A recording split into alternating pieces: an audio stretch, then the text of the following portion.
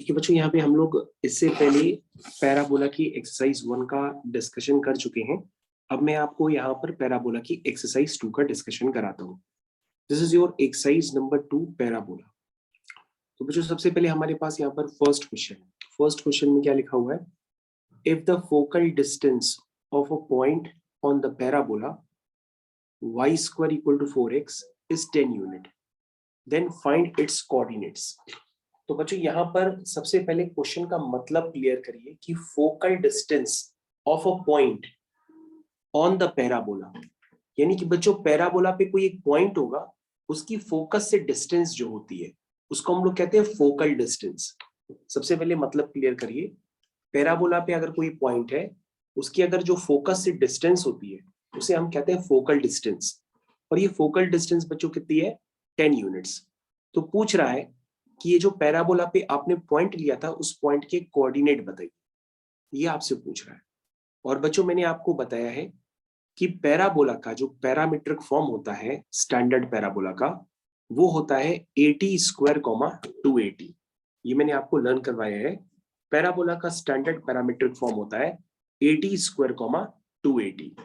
तो बच्चों अगर हम पैरामीट्रिक फॉर्म को यूज करके करेंगे तो आपका क्वेश्चन जल्दी हो सकता है, लेकिन अगर आप पैरामीट्रिक फॉर्म यूज नहीं करेंगे, दूसरे मेथड से करेंगे, दूसरा मेथड जैसे आपने पैराबोला पे कोई पॉइंट लिया x1 y1, अब उस पॉइंट की फोकस से डिस्टेंस आप निकालेंगे, फिर उसको 10 यूनिट्स के इक्वल करेंगे, तो आपके पास वो इक्वेशन x1 y1 में बनकर के आएगी।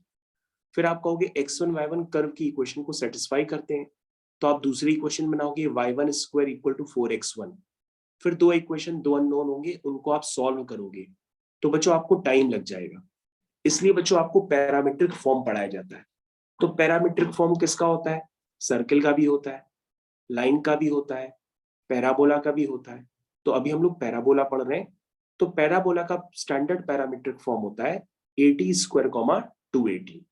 तो बच्चों मैं इसका डिस्क्रिप्शन आपके साथ अब करके बताता हूं और फिर आपको क्वेश्चंस खुद से करने पड़ेंगे। देखिए बच्चों, ये बच्चों आपके पास फर्स्ट क्वेश्चन है।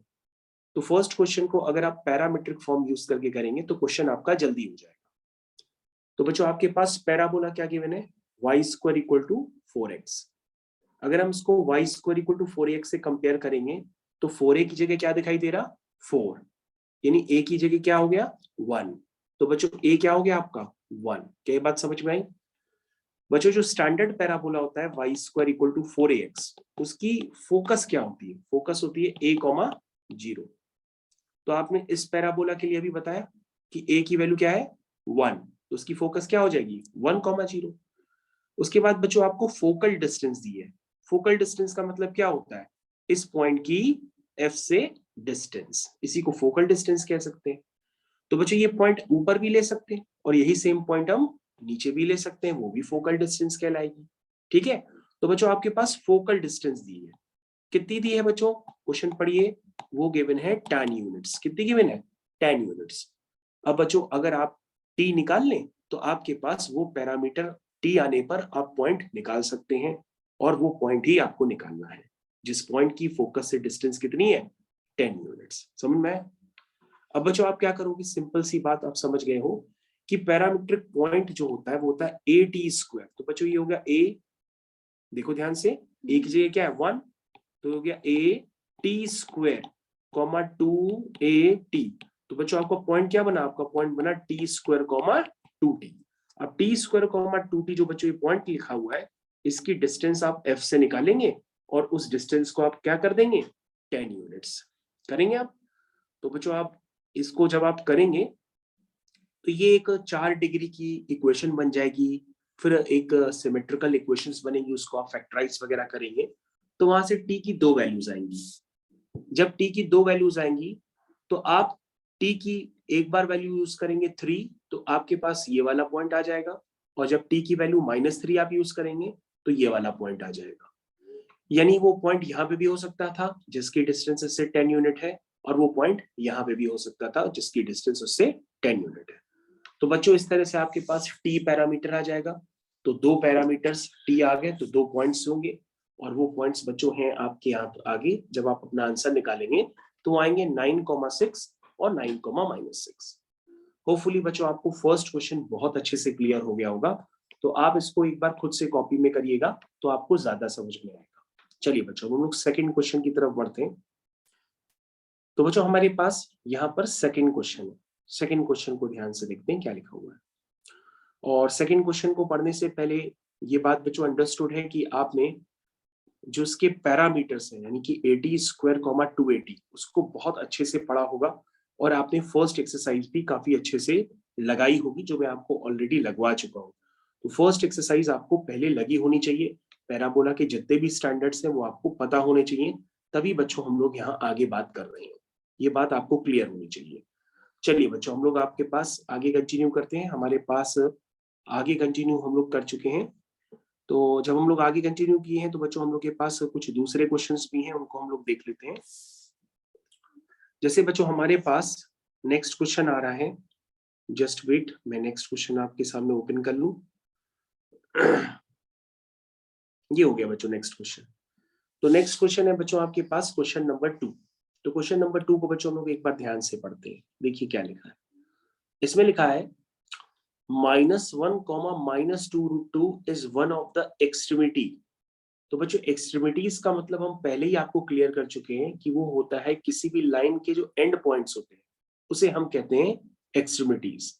जैसे हम डायमीटर की एक्सट्रीमिटीज कह रहे हैं तो डायमीटर के एंड पॉइंट्स, फोकल कॉर्ड की एक्सट्रीमिटीज कर रहे हैं तो फोकल कॉर्ड के एंड पॉइंट्स, ये मतलब होता है। तो क्या लिखा है बच्चों, if -1, -2√2 is one of the extremity of a focal chord of a parabola y square equal to -8x। अब बच्चों यहाँ पर पैराबोला जो है वो y square equal to -4ax। तो बच्चों अगर आपको ध्यान हो तो ये दो तरह के पैराबोला होते हैं, एक y square equal to 4ax, एक होता है y square equal to -4ax। तो बच्चों आपको ध्यान देना होगा, अगर इस तरह का पैराबोला है तो आप पैरामेट्रिक फॉर्म लेते हैं 80 स्क्वायर कॉमा 280, लेकिन यही इस तरह का पैराबोला होगा तो आप पॉइंट लेंगे -80 स्क्वायर कॉमा 280, क्योंकि बच्चों इस क्वाड्रेंट में आ गए ना आप लेफ्ट हैंड साइड पे, तो आप लिखेंगे -80 स्क्वायर कॉमा 280। तो बच्चों इसमें बहुत कोई हाईफाई बात नहीं है जो मैं आपको समझाता फिरूं, आपने बस पैरामेट्रिक फॉर्म जो लेफ्ट हैंड साइड वाला पैराबोला है वो आपने लिया है -80 स्क्वायर कॉमा 280। ठीक है बच्चों, तो अगर बच्चों आप इसको ना समझ पाओ या भूल जाओ तो इसकी ट्रिक ये होती है कि इसकी equation y square equal to -4ax है। अब किसी का भी स्क्वायर पॉजिटिव होता है तो उसको पॉजिटिव बनाने के लिए हमने x को ऑलरेडी क्या ले लिया है, नेगेटिव ले लिया है, ताकि वो क्या दिखने लगे, पॉजिटिव दिखने लगे। समझ में आया? तभी तो हम y की वैल्यू +-280 निकालेंगे, क्यों भाई? तो बच्चों आपको ये पता होना चाहिए कि राइट हैंड साइड में है तो 80 square comma 280, left hand side में है तो -80 स्क्वायर कॉमा 280, और ये होना भी चाहिए। तो बच्चों क्या लिखा है कि आपके पास ये जो पैराबोला है उसकी फोकल कॉर्ड की एक एक्सट्रीमिटी दी हुई है, दूसरी एक्सट्रीमिटी आपको निकालनी है। ठीक है बच्चों, तो बच्चों ये आपका हो गया सेकंड क्वेश्चन। तो बच्चों अगर आप डायग्राम देखें तो डायग्राम से आपको बहुत ही ज्यादा अच्छे से क्लियर हो रहा होगा। ठीक है, अब ध्यान से देखिए बच्चों, सबसे पहले आपके पास जो भी पैराबोला है उसको आप y square equal to -4ax से कंपेयर करेंगे तो a की वैल्यू 2 आ जाएगी। तो बच्चों इसकी फोकल कॉर्ड आप समझ रहे हैं, तो फोकस भी समझ रहे होंगे कि -a,0 होता है तो -2,0 हमने लिख दिया। उसके बाद फोकल कॉर्ड की एक एक्सट्रीमिटी दी है, दूसरी एक्सट्रीमिटी निकाल दी। अब बच्चों अगर आप पैरामेट्रिक फॉर्म को यूज करके करेंगे तो क्वेश्चन थोड़ा सा जल्दी होगा, नहीं करेंगे तो फिर आपको टाइम भी लग सकता है। ठीक है, तो बच्चों आप स्टार्ट करिए, कैसे करेंगे सोच के बताइए। सबसे पहले आप कहोगे सर हम इसको कंपेयर भी तो कर सकते हैं, क्योंकि स्टैंडर्ड पैराबोला है तो हम इसका कंपैरिजन तो पता है ना, पॉइंट का किससे कंपेयर करेंगे, -80 स्क्वायर को एक बार हम -1 पुट करेंगे तो हमारे पास a पता है, -1 कैंसिल हो जाएगा। तो ये हम जैसे ही देखिए बच्चों -80 स्क्वायर को हमने क्या किया, इसके x कोऑर्डिनेट से कंपेयर किया ना। जब मैं इसके x कोऑर्डिनेट से कंपेयर करूंगा तो हमारे पास क्या आ जाएगा, हमारे पास पैरामीटर आ जाएगा t। तो बच्चों क्या पैरामीटर आया, t, और t की वैल्यू कितनी है, +-1/√2। उसी तरीके से बच्चों मैं y कोऑर्डिनेट को भी कंपेयर कर सकता था, तो y कोऑर्डिनेट को कंपेयर करेगा तो y कोऑर्डिनेट क्या होगा, -80 स्क्वायर कॉमा 280 बताया, तो 280 की जगह आपको क्या दिखाई देगा, 4t, तो 4t की जगह यहाँ क्या लिखा है -2√2। तो बच्चों यहाँ से t की वैल्यू निकालेंगे तो निकाल के चेक करिए कितनी आ रही है। यहाँ से t की वैल्यू आ रही है -1/√2। तो बच्चों एक जगह से t की वैल्यू ये आ रही है, एक जगह से t की वैल्यू तो ये आ रही है। अब t तो एक ही होगा ना बच्चों, ताकि ये पॉइंट क्रिएट हो जाए। तो आप t को दोनों में कॉमन वाला पॉइंट ले लोगे, यानी कौन सा t सेटिस्फाई कर रहा है इस पॉइंट के लिए, -1/√2। समझ में आया? क्या सेटिस्फाई कर रहा, -1/√2। तो बच्चों आपको पैरामीटर तो पता पड़ गया, क्या है पैरामीटर, -1/√2। ठीक है, ठीक है। अच्छा, अब आपको ये बात समझ में आ गई, तो बच्चों आपको ये भी पता होना चाहिए कि अगर आपको यहाँ का पैरामीटर पता पड़ चुका है तो यहाँ का पैरामीटर देखना आपके लिए बहुत आसान सा काम है, क्योंकि मैंने आपको एक बार बताया है, लेकिन अगर आपको याद नहीं है तो मैं आपको बता देता हूँ कि कोई भी अगर फोकल कॉर्ड होती है तो उसके T1 और T2 में एक रिलेशनशिप होता है कि यहाँ पैरामीटर अगर T होता है तो यहाँ पैरामीटर होता है -1/T। बच्चों आपको ध्यान देना होगा कि आप कोई भी पैराबोला बनाते हैं, एक पॉइंट यहाँ लेते हैं T1, दूसरा पॉइंट यहाँ लेते हैं T2, तो इनके बीच में रिलेशन होता है अगर ये फोकल कॉर्ड होती है। क्या रिलेशन होता है, T1 T2 is equal to -1। क्या होता है, T1 T2 is equal to -1। तो बच्चों ये रिलेशन आपको पता होना चाहिए। अगर कोई कॉर्ड फोकल कॉर्ड होती है तो उसकी एक्सट्रीमिटीज के जो पैरामीटर होते हैं उनमें ये रिलेशन होता है। इस रिलेशन को यूज करके आप और भी जल्दी दूसरा पैरामीटर निकाल सकते हो। और दूसरा पैरामीटर क्यू आ जाएगा, तो क्यू आ जाएगा तो आपका पॉइंट आ जाएगा। तो बच्चों ये वाला पॉइंट आप देख के बता सकते हो ना। चलो बताइए जल्दी से बच्चों, बताइए क्या आएगा पॉइंट। तो आप कहोगे सर ये पॉइंट, जस्ट वेट करिए हम आपको बताते हैं। तो हमने कहा कि बच्चों एक काम कर लेना, मैंने क्या बताया था कि इसका पैरामीटर अगर t है, यहाँ पे t की वैल्यू कितनी है, -1/√2, तो उसका पैरामीटर क्या होगा बताइए, -1/t। तो बच्चों ये जो आपके पास पॉइंट होता है AT, ये जो आपके पास पॉइंट था T1 वाला, आपको कुछ नहीं करना है, इसी पॉइंट में T1 को -1/T1 से रिप्लेस कर देना है। जैसे ही आप इसमें T1 को -1/T1 से रिप्लेस करेंगे तो आपके पास ये पॉइंट बन जाएगा। और जैसे ये पॉइंट बन जाएगा तो उसमें आप T1 की वैल्यू तो पहले से ही जानते हैं, उसको आप पुट कर देंगे। जैसे ही आप पुट करेंगे तो आपके पास दूसरी एक्सट्रीमिटी का एंड पॉइंट निकल करके आ जाएगा। तो बच्चों ये इसकी वर्किंग थी, लेकिन आपको ये जरूर पता होना चाहिए कि अगर एक्सट्रीमिटीज होती हैं फोकल कॉर्ड की तो उसमें T1 और T2 के बीच में क्या रिलेशन होता है, T1 T2 is equal to -1। ये बच्चों अगर आपको रिलेशन पता है तो क्वेश्चन आपसे जल्दी हो जाएगा, वरना आप बार बार वेरिएबल्स लेंगे उनको सॉल्व करेंगे तो टाइम थोड़ा ज्यादा लगता है। लेकिन अगर आप पैरामीटर्स को यूज करेंगे तो क्वेश्चन आपके जल्दी हो सकते हैं। चलिए, तो बच्चों अभी मैंने आपको दूसरा क्वेश्चन भी सक्सेसफुली करके बताया है, तो आई होप आप लोग दूसरा क्वेश्चन अच्छे से समझ गए होंगे। उसके बाद बच्चों मैंने सारे क्वेश्चंस तो डिस्कस नहीं कर रहा हूं, लेकिन जितने बता रहा हूं उतने अच्छे से कर लो। चलिए बच्चों, अब हमारे पास हम लोग ने भी क्वेश्चन नंबर 1 किया है, क्वेश्चन नंबर 2 किया है। अब हम लोग ऐसा करते हैं बच्चों, क्वेश्चन नंबर 5 करते हैं। क्वेश्चन नंबर 5 में क्या गिवन है जरा ध्यान से देखते हैं। लिखो, prove that if a chord of a parabola y square equal to 4ax subtend a right angle at the vertex, then it always passes through a fixed point on the axis. Find its coordinate. तो बच्चों आपको question 2 बार पढ़ना होगा, question जरा पढ़ लीजिए क्या लिखा है। लिखा है, prove that if the chord of a parabola subtend a right angle at the vertex, then it always passes through a fixed point. ठीक है, ऑल्सो फाइंड इट्स कोऑर्डिनेट्स। तो बच्चों 5th क्वेश्चन आपको क्लियर होना चाहिए कि पैराबोला है और एक कॉर्ड है। जो कॉर्ड का इंटरसेप्टेड पोर्शन होता है इस पैराबोला पे, वो वर्टेक्स यानी कि ओरिजिन पे क्या बनाता है, 90 डिग्री। तो बच्चों ये कॉन्सेप्ट आपको पता होगा, ये कॉन्सेप्ट आपको याद आना चाहिए कि ये वही कॉन्सेप्ट है कि जो इंटरसेप्टेड पोर्शन है लाइन का, जो इंटरसेप्टेड पोर्शन है लाइन का कॉर्ड का, वो क्या करता है, एंगल सबटेंड करता है। क्या, 90 डिग्री वर्टेक्स पे करता है ना। तो बच्चों ये क्या है, आपने इस कर्व को लाइन की हेल्प से क्या बनाना है, होमोजीनियस। जब भी कोई कर्व लाइन की हेल्प से हम होमोजीनियस बनाते हैं तो वो क्या रिप्रेजेंट करता है, pair of straight line. Passing through origin. तो बच्चों होमोजीनियस कर्व क्या होता है? होमोजीनियस कर्व कैसा दिखाई देता है? होमोजीनियस कर्व दिखाई देता है ax² plus 2hxy plus by square is equal to 0। ये क्या रिप्रेजेंट करता है? Pair of straight line passing through origin, जिनके बीच का एंगल क्या होता है? tan theta. जिन लाइंस के बीच का एंगल होता है tan theta is equal to 2 times under root of h² minus ab upon a plus b।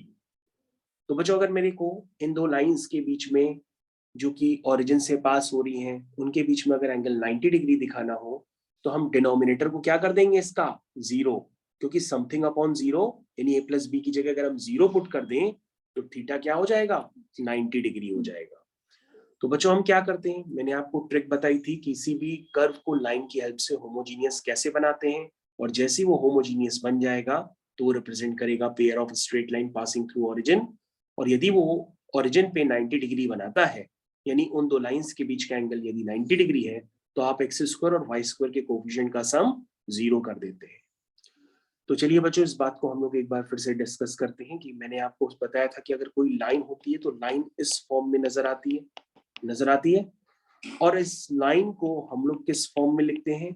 हम c को उधर ले जाते हैं -c, और फिर -c को हम नीचे की तरफ ले आते हैं और इक्वल टू 1 बना लेते हैं। ठीक है, और बच्चों हम अपने कर्व को फिर होमोजीनियस बनाते हैं। तो बच्चों यहाँ पर आपने लाइन की इक्वेशन क्या एज्यूम की है? लाइन की इक्वेशन है y equal to mx plus c। तो आप इसको कैसे लिखोगे? mx minus y plus c equal to 0, और फिर c को हम उधर ले जाएंगे, c उधर जाके -c हो जाएगा, फिर -c को हम नीचे ले आएंगे, तो mx minus y upon -c क्या हो जाएगा?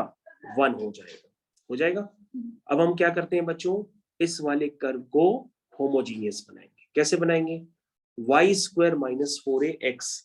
तो बच्चों y² में y की डिग्री तो 2 है, लेकिन 4ax में x की डिग्री 1 है, तो हम 1 डिग्री को 2 डिग्री बनाने के लिए क्या मल्टीप्लाई करते हैं? इस 1 का मल्टीप्लाई करते हैं। तो 1 की वैल्यू क्या है यहाँ पे?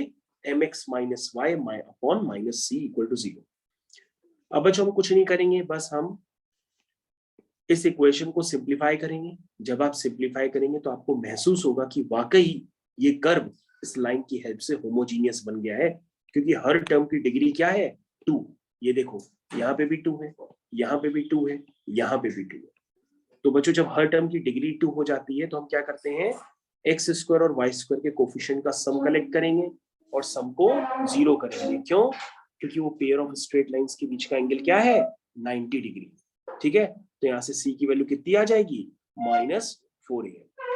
और बच्चों अगर आपके पास c की वैल्यू आ जाएगी तो उसके बाद आपके पास जो लाइन गिवन थी y equal to mx plus c, y equal to mx plus c में आपके पास c आ गया, तो हम लाइन की जो इक्वेशन थी उस इक्वेशन में c की जगह ये वैल्यू पुट कर देते हैं। अब बच्चों कुछ नहीं करेंगे, इतना करने के बाद हम लाइन को इस फॉर्म में लिख देंगे जो फॉर्म आपको बताया गया था कि फैमिली ऑफ लाइंस वाला कंसेप्ट। फैमिली ऑफ लाइंस कैसी होती हैं? ये दो लाइंस के इंटरसेक्शन पॉइंट से पास होने वाली हजारों लाइंस होती है। दो लाइंस के इंटरसेक्शन पॉइंट से पास होने वाली हजारों लाइंस होती हैं, जो क्या रिप्रेजेंट करती हैं? Family of lines. और फैमिली ऑफ लाइंस किस पॉइंट से पास होती है? इस पॉइंट से पास होती है। तो ये पॉइंट क्या होता है? ये पॉइंट बच्चों आता है L1 इक्वल टू 0 और L2 इक्वल टू 0 के इंटरसेक्शन पॉइंट्स। तो बच्चों यही कहा गया है कि ये कॉर्ड फिक्स पॉइंट से पास करती है। तो ये फिक्स पॉइंट कैसे आप निकालेंगे? ये देखिए L1 हो गया प्लस लैम्डा टाइम्स L2 हो गया इक्वल टू 0। तो बच्चों L1 को भी 0 करेंगे, L2 को भी 0 करेंगे। जैसे ही 0 करेंगे तो आपके पास वो पॉइंट निकल के आ जाएगा और आपका क्वेश्चन खत्म हो जाएगा, और ये प्रूफ हो जाएगा कि वो कॉर्ड एक फिक्स पॉइंट 4a,0 से पास करती है। क्या समझ में आया किस तरह से क्वेश्चन हुआ? तो बच्चों ये आपको कॉन्सेप्ट क्लियर होना चाहिए कि ये मैंने किस तरह से आपको समझाया। बाकी रफ वर्किंग बच्चों मैं हटा देता हूं यहाँ से। तो ये बच्चों आपकी एक रफ वर्किंग थी, इसको मैंने यहाँ से हटा दिया। ठीक है,